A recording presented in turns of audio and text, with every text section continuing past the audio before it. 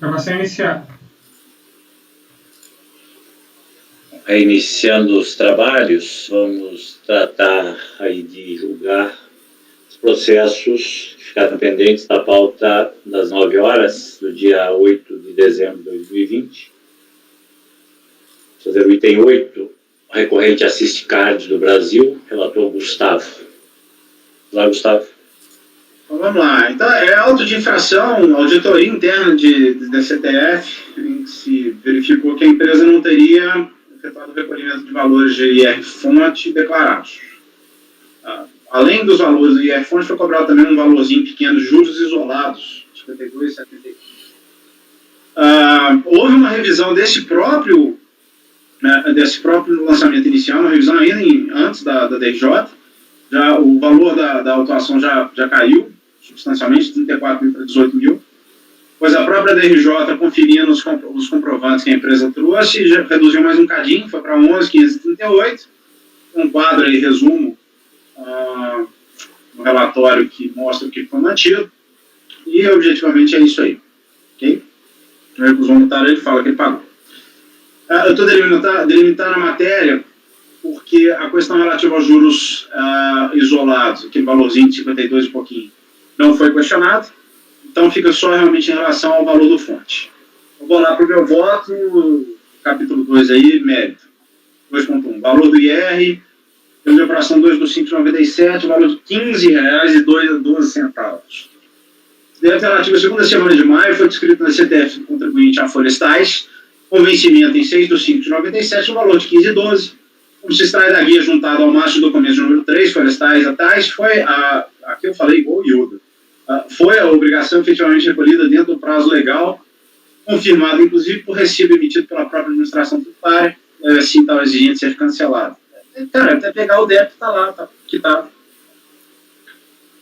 IR-fonte, PA 13 do 5,97, R$ 12. Assim como ocorrido quanto ao débito tratado acima, o insurgente trouxe os documentos constantes do maço número 4, florestais, que dão conta, primeiramente, que, diferente do que afirma tanto a unidade de origem como a DRJ, essa obrigação se referiria à terceira semana de maio, que é de 3 do 5,97 a 3 do 5, veja DCTF florestais.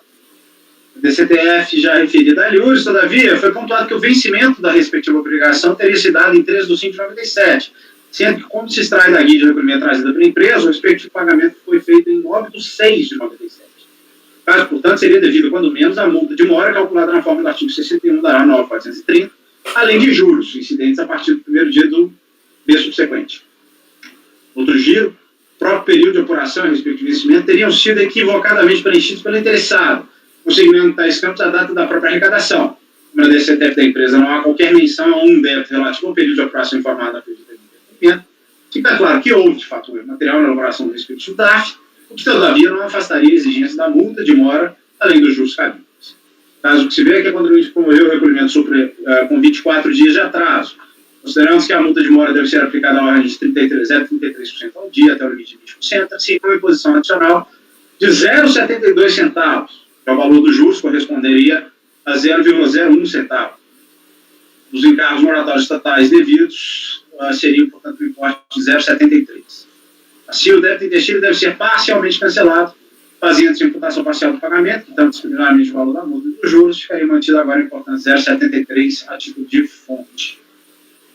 Alguma dúvida? Beleza. IR tal, relativo ao PA de 21 do 5,97, R$ 30. Mais uma vez, a DRJ se equivoca quanto ao período de apuração. Não se trata, pois, de 4 do 5, mas acima de 21 de maio. O valor foi confessado da DCTF da empresa de folhas 36, quarta semana de maio, e apontava para um débito de R$ 30 com vencimento em 21 do 5. O macho do documento número 5, a recorrente traz um DARF devidamente recolhido na data do vencimento reto, para os exatos montantes confessados da DCTF. O que ocorreu aí foi... O que ocorreu aí é que no respectivo DARF foi... Desculpa, só esses 1, 2, 3, 4 aí, na verdade, são semanas, né? Oi? Como assim? Você fala que ele se equivoca porque coloca 4 de 5, é porque é quarta semana. Não. Eu coloquei parcialmente aqui. Ele não fala na semana, não. Bom, aparece data, viu? porque ele coloca 4 do 5, não coloca quarta Porque semana. é sempre semana. É primeira semana, segunda semana, terceira semana. Pode ver que só vai até Não, 5. Paulinho, vê o quadro lá em cima, cara, tá a data. Isso é a data. Semana. É semana. Não, bicho, tá a data, ele tá colocando 4 do 5 de 97. Qual página que é? No relatório tá assim. Você pode prestar atenção que só vai até 5. Ah, bicho, tá a data. E a data tá bem diferente, porque não é. Ele coloca data, ele não coloca a quarta semana, ele põe a data completa: dia, mês e ano. Tá na tabelinha que tá no relatório. É que não tem aquele formato 4 traço mês tal. Esse 4-5 sou eu que tô colocando. Aqui é 4 do 5, ou seja, dia 4 de maio. E é muito diferente de 21 de maio. Lá na tabelinha tá lá, ó, 4 de maio de 1997. Mas eu tenho certeza que é por isso. É a quarta semana. Dia 21 de maio cai na quarta semana de maio. Ô, bicho, 4 de 5 de 97 na quarta semana, desculpa. É. Eu concordo com o Paulinho aqui. Tá 5 tracinho, abril de 97. Quarta semana, segunda semana. É isso mesmo. Hein? Cara, que é isso? Lá tá data, gente. Não tá quarta semana, tá data. É porque é o jeito que o pessoal escreve. Desculpa, esse jeito leva inclusive a erro. Vou cancelar essa outra infração. Pode ir? Ou vocês querem parar por aí? Tá, o Paulo, essa divergência, vamos dizer.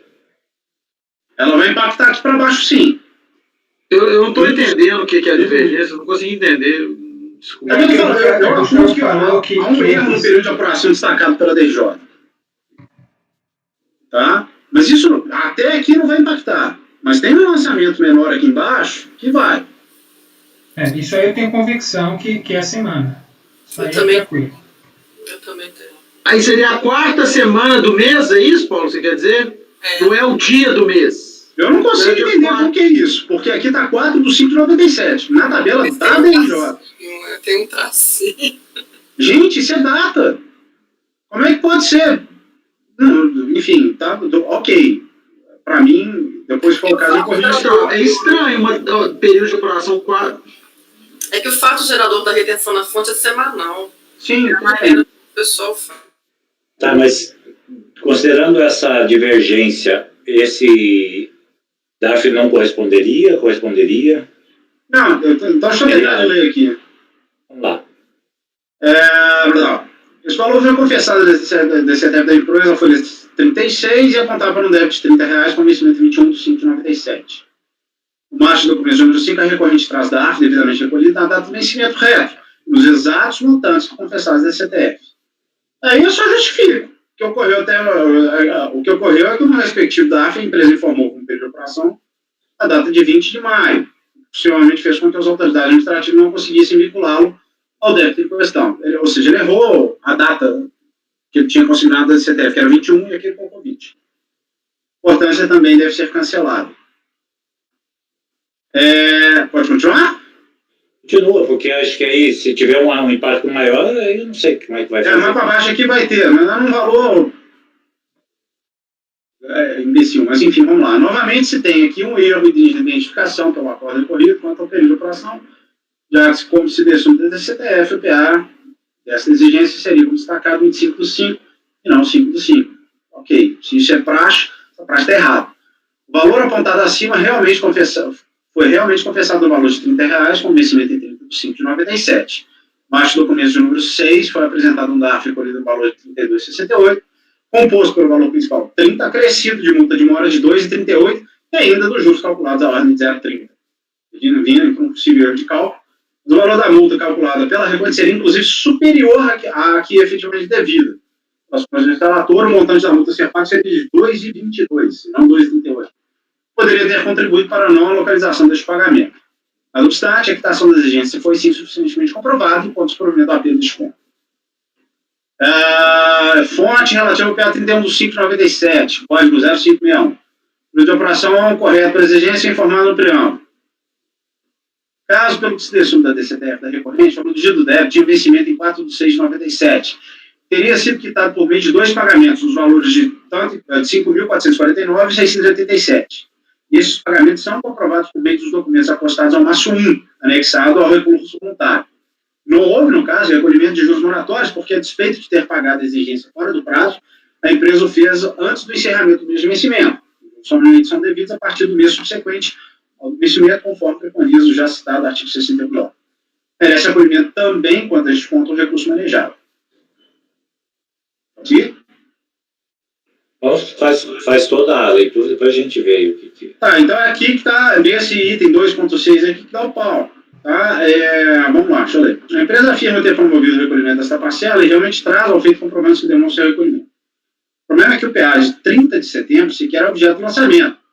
Assim, a guia constante do maço 7, que quando afirma se tratar da própria liquidação de R$0,30, registrado na tabela transcrita no relatório que precede este voto, conserta e, ao contrário, nada demonstra.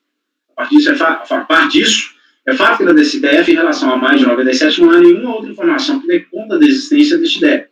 Há isso sim, em relação ao mês de abril, 2 lançamentos. Aparentemente, houve um erro por parte da autoridade avançadora em inserir essa informação no documento de folhas 22, do qual consta um lançamento de R$30 relativo a abril e 3 lançamentos de igual monta quanto ao mês de maio. Este erro, devido a vênia, àqueles que não compartilham do meu entendimento, encerra inegável erro de identificação na matéria tributária, artigo 142 do CTN, e nesta cena culmina inadvertidamente com a nulidade, mesmo parcial do ato de lançamento, por violação à garantia da ampla defesa. Na verdade, tem nada a ver com o que eu falei do erro de período ali, não. Vai dizer, como inclusive já pude manifestar em casos pregressos, que o erro no apontamento verbo gráfico do período de apuração do débito exigido por meio da infração termina por dificultar a própria compreensão do contribuinte quanto à obrigação que está sendo imposta. No caso concreto, esse evidente prejuízo foi demonstrado a partir da própria documentação apostada pelo insurgente, já que, ao não localizar o terceiro DARF relativo ao mês de maio, notou o primeiro que encontrou que retratasse o mesmo valor descrito pela autoridade lançadora. Está feito? Mesmo que os documentos trazidos não evidenciem a quitação daquela parcela, é fato que o vício a ser noticiado não permite a manutenção da autuação, pelo menos quanto a este ponto, devendo ser cancelada a exigência. Não tem nada a ver com o problema da identificação do PA, não. O problema é, o cara lançou, a autoridade fiscal lançou 3 débitos em abril. Mesmos valores, 30, 30 e 30. Só que um desses seria relativo a maio, a priori. E aí o contribuinte, para fazer prova, ele traz de R$30 lá de setembro. Não tem nada a ver com a história. Só que, de fato, em relação a abril, só tem 2 débitos confessados pela empresa DCTF. E um de igual valor em maio. Então, a partir do pressuposto aqui que houve um erro de identificação. Então, mas é isso que o débito aí está identificado na quinta semana de maio. E no demonstrativo que está lá no auto de infração, está dizendo, inclusive, a declaração que foi declarada quinta semana de maio. Deixa eu só ler aqui uma coisa. Tem 2 em abril e tem 1 em maio. 2 na quarta. Os 2 de abril vão ser abordados abaixo. O terceiro não seria abril, seria maio. Aliás, tem 2 em maio, quarta semana de maio. Tem 1 na quinta semana de maio. E lá tem o número da DCTF. Sim. Deixa eu só relembrar isso, porque realmente, aparentemente, vamos inserir essa informação no documento de folhas 22. Aqui, ó, do qual consta um lançamento de R$30 relativo a abril e 3 lançamentos de igual monta quanto ao mês de maio.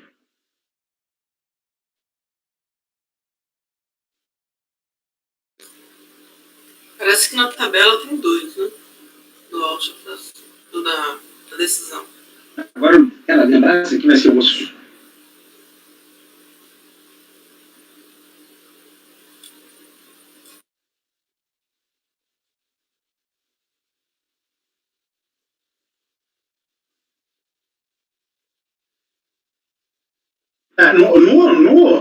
Na tabela da TRJ não tem nenhum lançamento relativo a abril. Agora, por que eu cheguei a essa conclusão? Não lembro mais.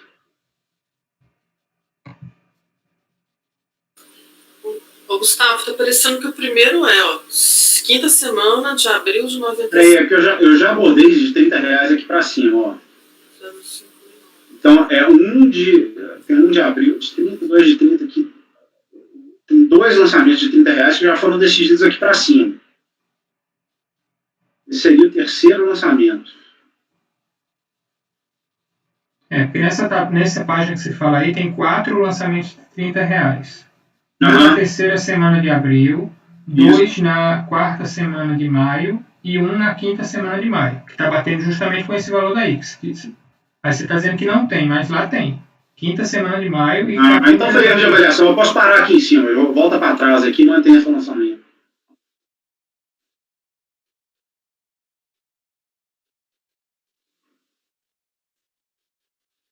Como é que é, Gustavo?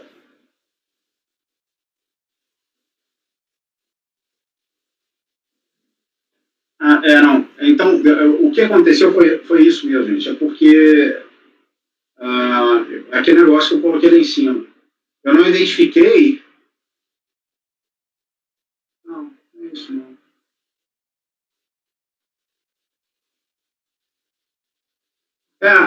O erro meu aqui é esse que o Paulinho sustentou. Eu não identifiquei nenhum lançamento em DCTF de 5 de 5 de 97. E se isso está certo, aqui seria o quê? Não. Hein? Não, está errado esse raciocínio. Não existem 5 semanas. É por isso que eu estou brigando com essa história. Quinta semana de Claro que existe. Não tem Tem mais? problema nenhum. É frequente, mês com 5 semanas.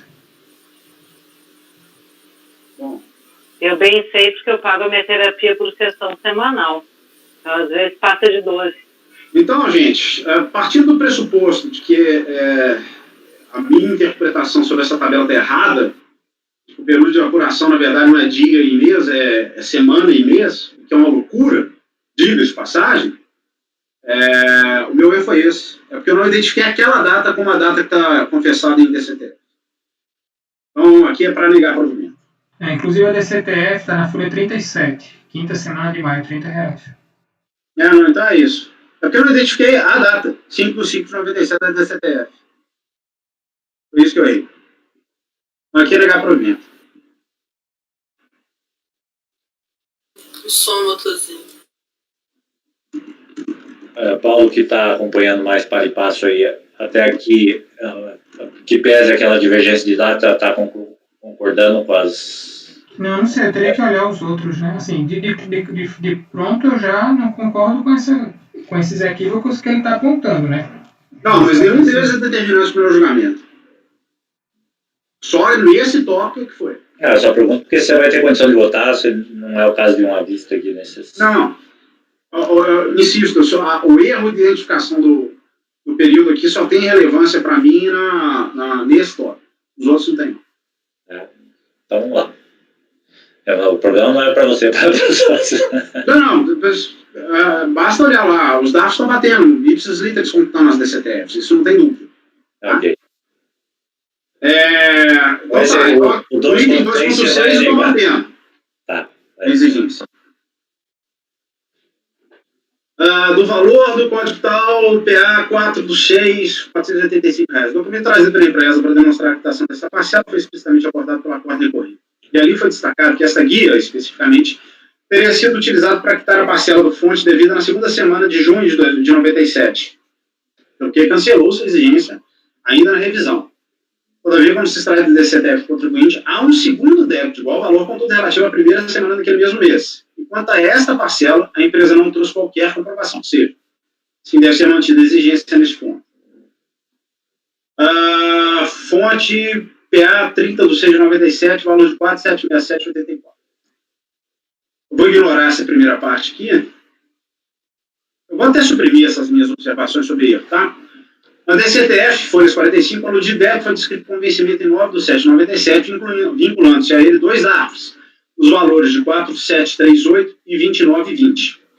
A empresa, por meio de documentos acostados ao macho 2, comprova a existência e recolhimento dos DARFs. Entretanto, o pagamento foi realizado um dia após a data do vencimento, de sorte que seria devido, na espécie, a multa de mora prevista pelo artigo 61 da norma 430. A insurgente, diga-se, recolheu apenas o valor principal, que provavelmente impediu a sua localização pela autoridade autuante pela DRJ. No caso, o exemplo do ocorrido contra o débito tratado no tópico 2.2, é preciso fazer a necessária imputação ao pagamento a fim de que a predita multa de mora seja contemplada. No espaço, como o atraso verificado foi de apenas um dia, a penalidade corresponderia a apenas 0,33% do débito, fazendo-se a multa de 15,73. Se o valor a ser mantido corresponderia precisamente à importância de 15,73 a título de fonte. Conclusão parcial. O acordo recorrido há ainda a descrição de um múltiplo valor de R$30, que todavia não foi questionado pelo contribuinte. Essa importância também será mantida. Considerando mais o que foi decidido, os valores lançados que estão sendo mantidos neste voto seriam de 0,73, 4,83, tem que acrescentar mais um valor de R$30 aqui. Gustavo, eu não entendi esse seu raciocínio, que não é devido juros e mora. Que é 1%. A partir do mês subsequente, cara. Aí já é a Selic mais 1%.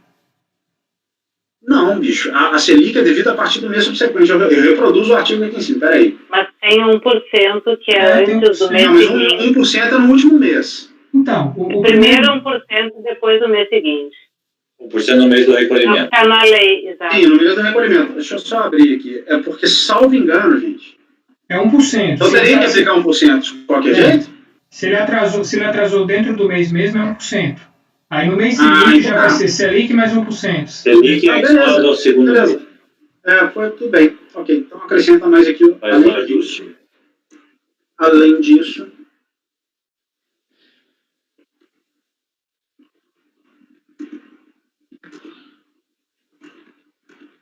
ser mantido, imputado,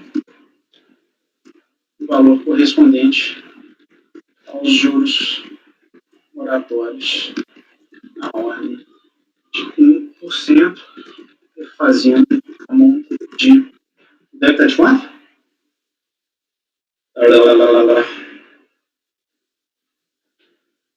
Vai dar R$476. É isso? O juro é sobre todo o débito, né? Então, 476, incluindo a multa, né? Não é? Não, a multa não. Não. Vai 476,78. Isso aí você está falando em relação a qual período? É esse o último que eu não calculei os juros. Só calculei a multa. Nos outros você calculou? Os outros, sim. Tem um aí que você não calculou. Você fez essa mesma ressalva. Fiz? Você não quer... Essa parte aí, acho que você podia revisar. Porque são centavos, deve ficar fazendo conta aqui um por um. Paulinho, não, cara. Onde tinha os juros aqui, eu botei juros.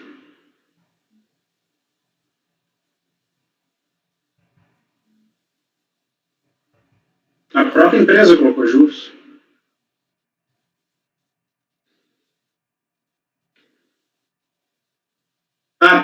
Tá. O item 2.5 tem juros de 1% aqui. Dá R$613. E não tem multa por quê aqui? Ela calculou a multa. Ela só não calculou os juros. Ok?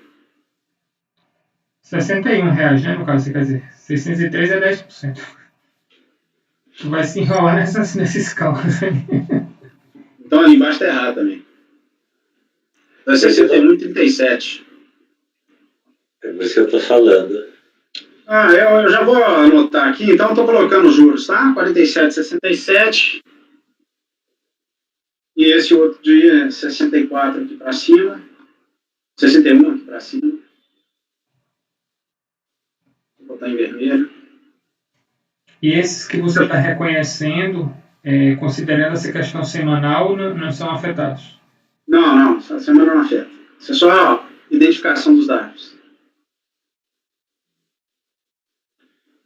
Mas você já aceitou que é semana e não dia? Eu vou aceitar, cara. O pessoal da Receita sabe disso muito melhor que eu. Eu acho isso um absurdo. Eu teria invocado a preliminar de nulidade. Como é que eu vou adivinhar que isso é semana? Sério.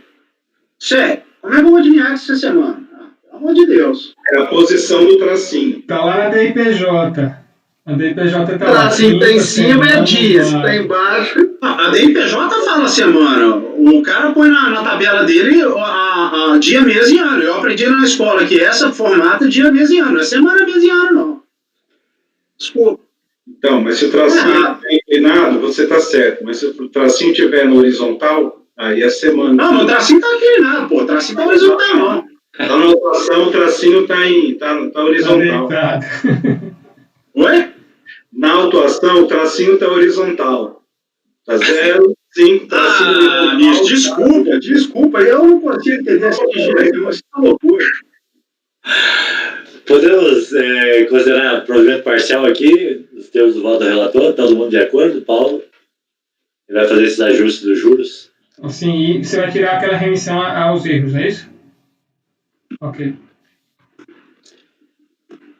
Então, eu vou. A liquidação aí, o Ricardo, o Gustavo vai fazer os ajustes, tá? Nessa questão dos juros e corrigir esses pequenos detalhes aí que foram levantados. Então, por unanimidade, dá provimento parcial ao recurso nos termos do relatório e voto do relator. Sobrou um valor monstruoso, né?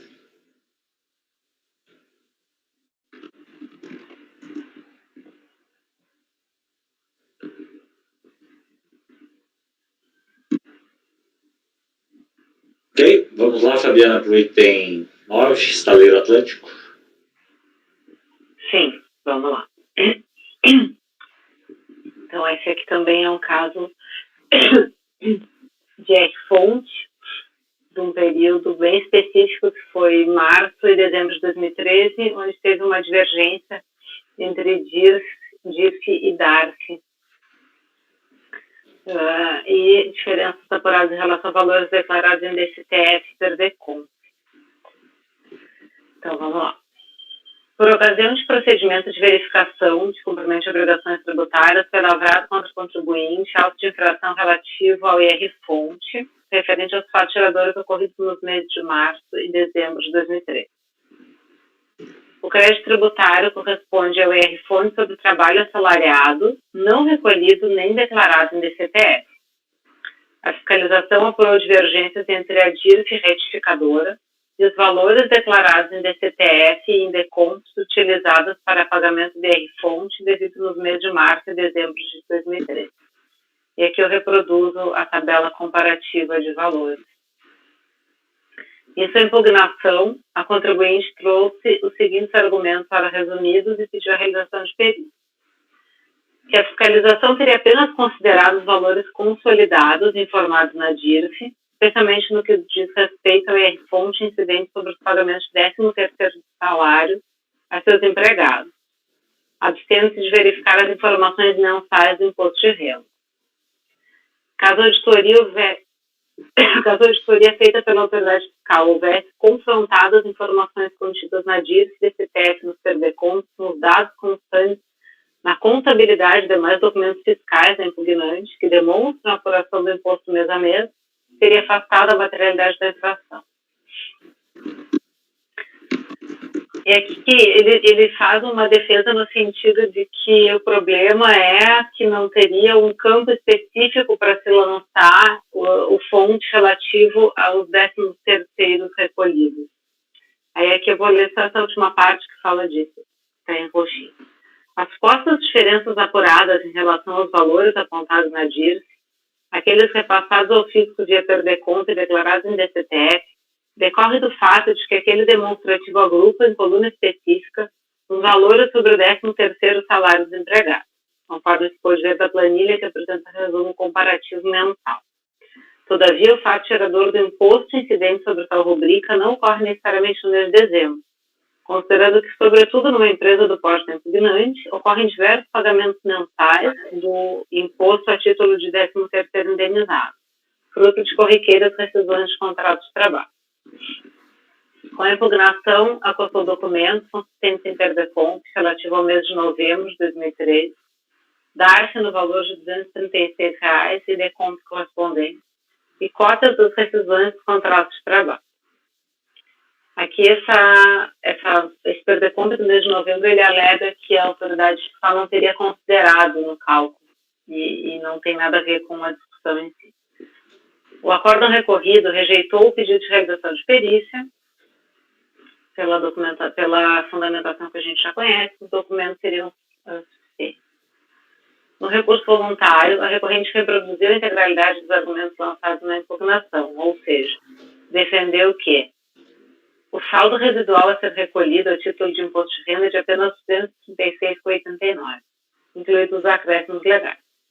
O que verdadeiramente ocorreu é que as diferenças detectadas mensalmente entre os valores dispostos na DIRS e os declarados em DCTF compensados de EPRDECOM decorreram de mais de 1.000 rescisões de contratos de trabalho no curso de 2013, o que ocasionaram, aqui palavras dele, a retenção do fonte incidente sobre o 13º salário indenizado. Meu voto. Relatório ainda. Acresceu uma planilha com dados acerca das rescisões referidas e esclareceu que o fato gerador do imposto incidente, novamente aquilo não ocorre apenas em dezembro. Então ele disse que como teve mais de 1.000 rescisões de contrato de trabalho naquele ano de 2013, o IR-fonte relativo a 13º indenizado foi pago ao longo do ano. Então isso não seria apenas relativo ao mês de dezembro. Argumenta que a discrepância entre os valores não resultou em pagamento a menor do imposto, pois todos os valores retidos através de PERDECOM,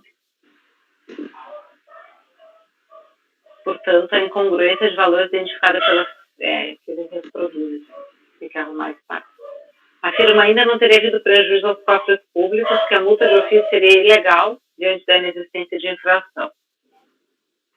Defende ter havido cerceamento de defesa, uma vez que o fisco se recusou a anexar aos autos a mídia digital apresentada pelo recorrente no momento do protocolo de sua impugnação.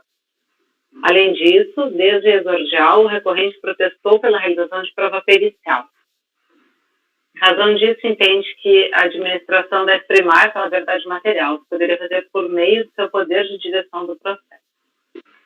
Discorre sobre os documentos constantes nos autos, procura demonstrar que o montante total de 20.880.000 compensados de PERDECOM durante o ano de 2013 é superior ao montante total de 20.880.393,75 declarado na DIRF, em R$ 488,57.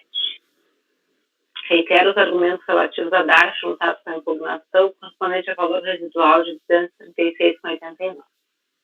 Relata novamente que a autoridade fiscal não teria levado em consideração a PERDECOM relativa ao mês de novembro de 2013. Por fim, pede a reforma integral da decisão recorrida. Tentei resumir aqui, não sei se ficaram com alguma dúvida. Bom, eu admito o recurso e passo a analisar essa preliminar cerceamento de defesa, que é bastante simples. Ele fala que teriam sido rejeitados os documentos que ele pretendia juntar no formato de uma mídia digital. Só que, analisando os autos, a gente percebe que não teve nenhum documento rejeitado, porque tem essa documentação sempre que se junta, impugnação e recurso, a Receita faz essa observação e documenta. E aqui está escrito expressamente que nenhum documento foi rejeitado. Então, essa alegação não procede. Quanto à rejeição do pedido de perícia, ele entende que configuraria uma violação à ampla defesa, e eu afasto essa alegação porque ele conseguiu se defender perfeitamente, inclusive aqui o destaque que eu fiz em roxo. Ademais, a própria recorrente menciona diversas vezes ter logrado demonstrar a origem da inconsistência verificada por meio da documentação constante nos autos, e que os documentos que supostamente não foram recebidos já estariam na base de dados da Receita Federal. Assim, não há dúvidas de que a prova pericial é prescindível no caso concreto, que pode ser solucionado com os elementos já presentes. E aqui eu cito jurisprudência desse colegiado da relatoria do conselheiro Paulo Henrique e rejeito as preliminares. Posso seguir, presidente? No mérito, aqui ele basicamente reproduz os argumentos trazidos em sede de impugnação. Então, eu me valho da possibilidade facultada pelo artigo 57, parágrafo 3º do regimento e adoto as razões da decisão da DRJ. Então, aqui a parte de relatório, acho que eu não preciso reproduzir, porque a gente já viu a exaustão. Consulta o sistema DIRF aqui no item 7. Nos revela que a interessada apresentou 2 DIRFs referentes ao ano calendário de 2013. O original é retificadora, uma em fevereiro de 2014 e a outra em maio de 2014.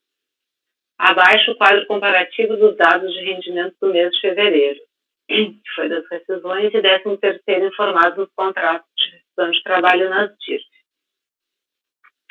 A partir dos quadros acima dos documentos acostados, as folhas 328 a 350, verifica-se que o total de fonte sobre o 13º salário pago em fevereiro de 2013 corresponde à diferença entre o total de fonte informado em DIRF em fevereiro. O valor declarado em DCTF per DECONT tem uma diferença, conforme se extrai da tabela elaborada pela autoridade fiscal, reproduzida abaixo do parágrafo 2.1 do relatório, que é aquela aqui, está reproduzida lá em cima. Deixa eu ver, o que é importante. Os valores declarados como rendimentos pagos em DIRF, no caso dos contratos de rescisão apresentados, não englobam o 13º salário. Os valores de 13º informados em DIRF, no caso dos contratos de rescisão apresentados, estão de acordo com os correspondentes contratos. Cumpre destacar que a autoridade fiscal não efetuou lançamento algum relativamente ao mês de fevereiro de 2013, de modo que a documentação apresentada com a peça de defesa apenas mostrou que os valores de R-fonte declarados em DCTF per DECONT continham os valores de 13º salário apontados nas rescisões daquele mês, como, aliás, determina a legislação pertinente. Também serviu a documentação apresentada para mostrar incorreta a conclusão exposta pela impugnante de que no mês de fevereiro haveria pagamento indevido ou maior. Por consequência, incorreta também a conclusão da impugnante de que seu débito a título de fonte no ano de 2013 seria apenas R$ 488. Convém anotar que o documento per DECONT tal que o contribuinte acusa não ter sido levado em consideração não tem repercussão no lançamento em apreço, porque é relativa à quitação do fonte do mês de novembro, enquanto a exigência em discussão diz respeito a fatos geradores ocorridos em fevereiro e dezembro de 2013.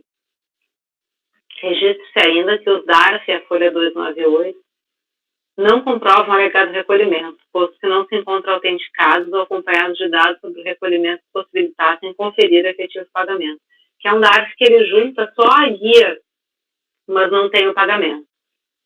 Assim, a documentação e argumentos apresentados mostram-se frágeis para afastar a conclusão da autoridade fiscal de falta de recolhimento de fonte nos meses de março de 2013 e dezembro de 2013. E aí aqui fala da multa. E aí que eu faço uns acréscimos por meio da documentação que consta nos autos. Em acréscimo, destaco que a DIRF retificadora utilizada pelo fiscal é de maio de 2014, que eu faço a reprodução para mostrar, inclusive, o 13º, o IR-fonte de 13º salário, que ele fala que não teria campo específico, mas está aqui discriminado e computado junto com o total do IR-fonte daquele ano calendário. Como se observa, as informações constantes na DIRF e que foram prestadas pela própria recorrente discriminam retenções mensais de IR-fonte. Quanto às retenções de fonte de 13º salário, estes aparecem em valor único, não se podendo precisar exatamente a quais meses se refere.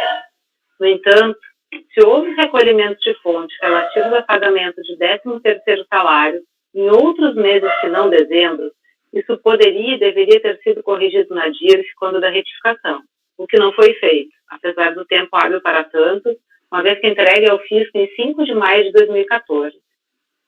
Assim, não pode a recorrente imputar ao fisco o dever de corrigir de ofício as inconsistências verificadas nas suas informações contábeis e fiscais, como é o caso de DIRF, DCTF e DECONT.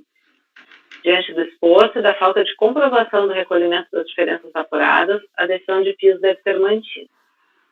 Assim, voto por rejeitar as preliminares arguidas e negar o provimento ao recurso voluntário.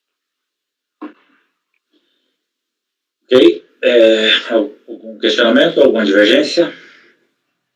Não. Acho que, na verdade, esse valor daí no final, do 13º, tinha que ser em dezembro, tinha que ser separado mesmo.